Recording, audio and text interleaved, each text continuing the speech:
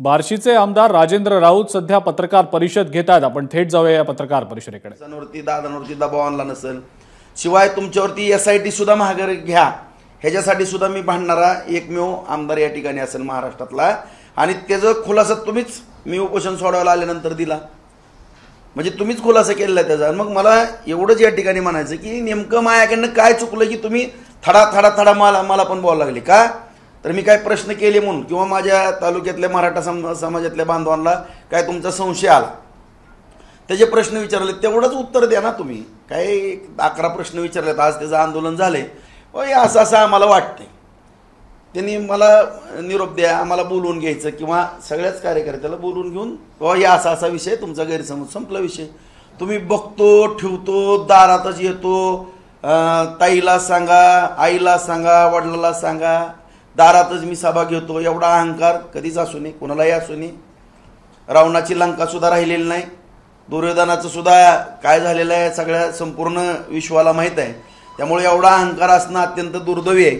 आणि या ठिकाणी ज्याही कुठल्याही व्यक्तीनं ह्यांना काही प्रश्न विचारले किंवा काही विचारायला गेलं, एकतरी एकेरीची भाषा बघतो ठेवतो पाडतो दाखवतो। अरे काय तुम्ही मुख्यमंत्र्याला शिव्या देता, सगळ्या आमदाराला शिव्या, सगळ्याच जनतेला शिव्या, कुणाला पण शिव्या, रिटायर जजला शिव्या देता कशामुळे? काय नेमकं तुम्हाला मुळात मराठा आरक्षणाची चळवळ अखंडपणाने कडेपर्यंत न्यायची का, काय तर ह्याच्यातनं वेगळं साध्य करायचं, हा सुद्धा विषय या ठिकाणी संपूर्ण मराठा समाजाला समजणं गरजेचं आहे। आज मी सगळ्या मीडियाच्या माध्यमातून मी सांगू इच्छितो बांधवांना, मी कुठलंही खोटं बोलणार नाही त्या दिवशी, पण काही गोष्टी त्या दिवशी मी सांगितल्यात, डबल वेळ खाणार नाही मी सगळ्यांचा। परंतु या ठिकाणी कुणी जरी आवाज उठवला तर आता मी बघतोय 3 दिवस झाले, मला सुद्धा ह्यांनी सेटिंग अशी फिट करून ठेवलेली आहे, सगळा IT सेल किंवा सोशल मीडिया ह्यांचा ऑपरेट केला जातो तो रोहित पवारांकडनं केला जातो। आणि प्रामुख्यानं परभणी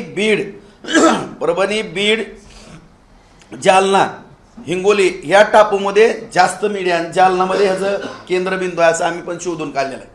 कारण आम्हाला पण काही माहिती पूर्ण मिळणारी त्या ठिकाणची माणसं या ठिकाणी मला भेटून गेले आणि त्या ठिकाणी सोशल मीडियावरती कमेंट्स टाकायच्या, तुमच्याच आंदोलनाला फार रिस्पॉन्स मिळतो असं दाखवायचं, सगळं रोहित पवार ह्याचं मेंटेन त्या ठिकाणी केलं जातं।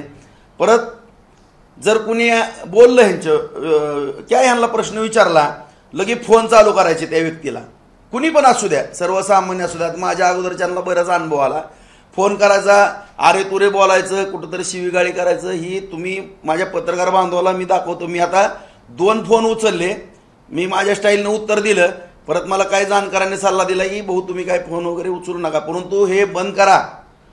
आमच्याजवळ पण मराठा बांधव आहेत, गरजवंत मराठा माझे पण लहानपणापासूनचे सहकारी आहेत, आम्ही असंख्य मंडळी आहेत।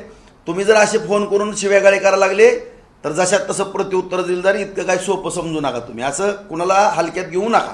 फक्त माझी एवढी नम्रतेची विनंती की जी मराठा चळवळ आहे त्या चळवळीला गालबोट कोणी लागू देऊ नका। कारण मी आज एक मराठा आमदार म्हणून या ठिकाणी मी आपल्या सगळ्याच संपूर्ण राज्यातील मराठा समाज बांधवांना गरजवंताला मी सांगू इच्छितो, ABP माझा, उघडा डोळे बघा नीट।